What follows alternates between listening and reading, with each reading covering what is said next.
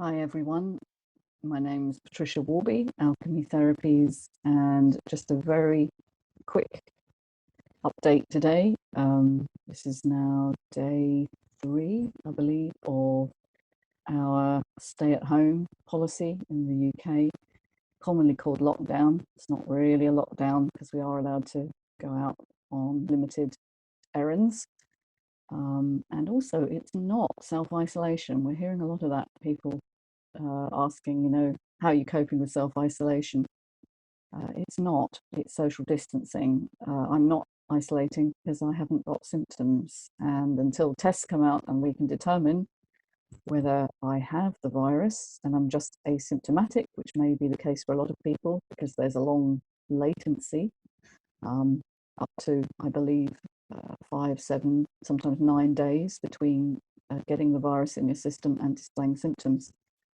It's a very difficult one for policymakers, for politicians to deal with, because they're not virologists. They don't necessarily know all this stuff, the epidemiology, as it's called, of how viruses are transmitted and how many people you can infect, which is, we believe, around 2.6 on average. The R0, it's called in epidemiology, the number of people that each person infects, and the higher that is, the quicker the virus explodes.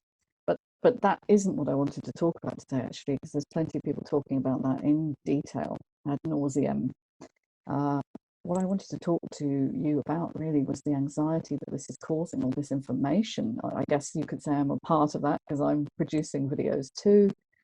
But mine, I hope, are here not to give you more information in the sense of overload, but to try and calm it all down and see that the anxiety that we're displaying now as a collective, as nation states, and actually as the whole world globally, is primarily because we haven't looked at this stuff before. We haven't really had a situation like this in my living memory. People are mentioning the war, the Second World War.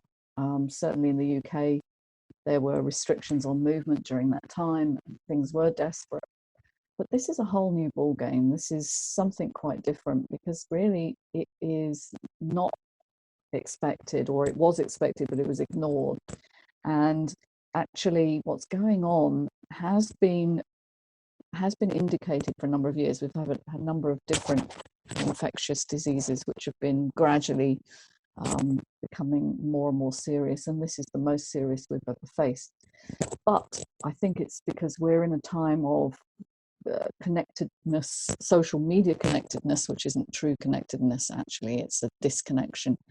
But the idea that we can all be connected with everybody else and know everything all the time and never switch off and not really have our own inner space and inner time. In fact, we're just constantly bombarded with more and more facts and figures, and they're all desperate and doom-laden. I think we really need to get perspective on that. And I'm noticing, certainly in my office, a lot of people with severe anxiety right now. People who've probably had anxiety most of their lives are being really highly triggered by these events. Certainly, I've spoken about this before, but going to a supermarket where the shelves are bare will trigger a feeling of deep panic in a lot of people, the fear that you will die, because obviously food is such a basic requirement for survival, and it's never been perceived before. This hasn't happened. Certainly, as I said, in my lifetime, we've not had this situation where you go shopping and there's nothing to buy. Thankfully, that is quietening down a little bit now, but the subject of my talk then is about this anxiety and how actually it's not just what's going on now that is really playing out. It's all the deeper anxieties that have been within us as individuals and is now being triggered by the anxiety of other people, because we are socially connected beings. And what we normally do to take our cues from other people is we study their expressions, their body language. We have something in our brain that kind of pulls in information that way. Some people call it mirror neurons, which are certain cells that kind of are wired to follow the expressions of other people. So if people around you are agitated and their eyes are wide and they're acting in ways which are really anxious, you will pick up those cues. And particularly if you've had experiences in your life that have felt very overwhelming, and you have trained your brain to pick up those cues, you are hyper aroused, in other words, your brain reacts much quicker to these cues and more distinctly. You will react much more frightened than some people. And so it is actually a real problem, because we're seeing the panic in other people and we're following that, and that's what's happened. And so one way to deal with that actually is to look what lies beneath the anxiety. Obviously, there are some primal anxieties. Death is one of them. Being abandoned is another. Change is another really common one. And I think also this sense of being alone, disconnection. And these are all being triggered all at the same time by events around the world. There is no safe haven. And in the work that I do, we talk about the haven, the self-haven, a place of inner safety. And there isn't much to be had right now. Even our politicians, it seems, are flailing around, not knowing what to do, because they're human beings, just like everyone else. And a lot of them haven't had these experiences and don't know how to respond, other than obviously to try and support economies. But what no one's really doing is to support the anxiety in people. And we really need to tackle this. And we need to look what lies beneath, as I said. So anxiety is a symptom. It isn't actually a thing in itself. It's the body responding to a set of signals which tell you that you are about to be annihilated, or you are about to endure a life-threatening situation in some way. And it's always a cumulative experience. It's never just suddenly out of the blue. Even people who suffer from OCD, that has been a conditioned response for a long time to an unresolved situation in their life. And so to look beneath, we really need some guidance. It's good to find stillness, if you can, within yourself as an individual, through meditation, sound baths, mindfulness meditation, whatever it is that works for you. But for some people like myself who've had chronic relational trauma, that is very, very hard to do, because there is no deep stillness within to return to. There is only the gaping abyss, the hole that you perceive if you look down.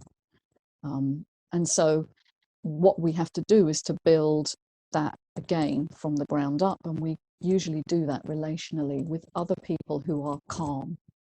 So one thing I would say to you is avoid situations right now with people who are panicking. All of these videos which you're seeing online of absolutely desperately, frightened people, trigger us. You'll feel your heart rate increasing.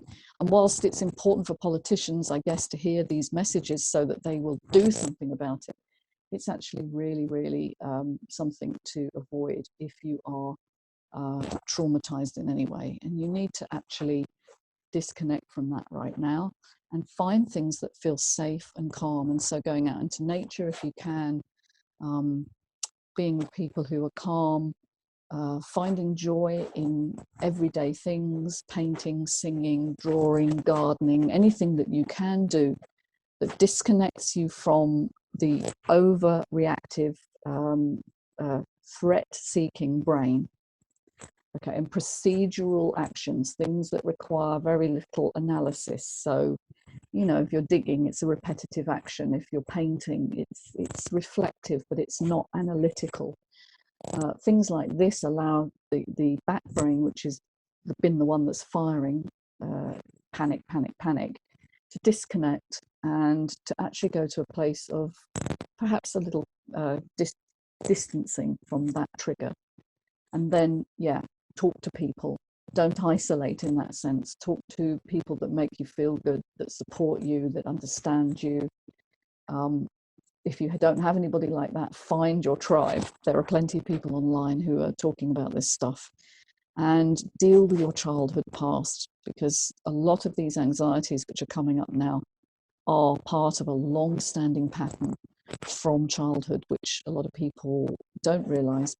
Trauma isn't just these massive events, the ones that are going on right now. They are often small events, cumulative, chronic, relational traumas. A parent who was traumatized themselves, who couldn't connect with you when you needed it, being sent away from home, having addiction or depression in the parental relationship. Many things, bullying, I could go on and on. There are so many things that to a sensitized child can create this pattern of overreactivity. And it's all well and good to say, well, calm down. But when the brain is used to and conditioned to a certain response, it's very hard to just think your way out of a situation. And making the decision not to panic is very difficult, because it's not under volitional control. So we have to find other ways. And I've recorded a number of videos with tapping, havening. We've talked about EMDR, sound and energy healing. There are so many ways you can do this, but the main one right now is connect with other people in any way you can, and share your stories, because these stories are what make us human. We are suffering right now. Some of us are suffering more than others. Some of us have lost our jobs completely without a safety net. We're going to see huge social changes from this. But make no mistake, this is also an opportunity to do something differently. And we are seeing that in the UK, over 500,000, I think it's way over that now. So over 500,000 people have volunteered to work in our National Health Service, which is our free at the point of need health service, paid for by a thing called national insurance. Much derided in the US as being socialized medicine. We don't call it that here. If it is, well, so it works. Okay, people, it works. It is overburdened, and it is under strain, and it has been underfunded for decades, actually. And I think what this is highlighted in the UK is that people are sick of that. They're sick of not having enough resources when we need them. And that's going to change. So there are already positive things that are coming out of this, and there is a time for hope. And I want you to understand that we don't need to panic. We don't need to be desperate. If you have anxiety and you want to talk to someone who understands it, find a practitioner, find somebody like myself, or anyone who works through the body to release stored trauma, because this is what you are exhibiting. And it's understandable, and it's not your fault, and it's not in your control, but you can release it, and you really must. So thanks for listening. Talk soon. Bye for now.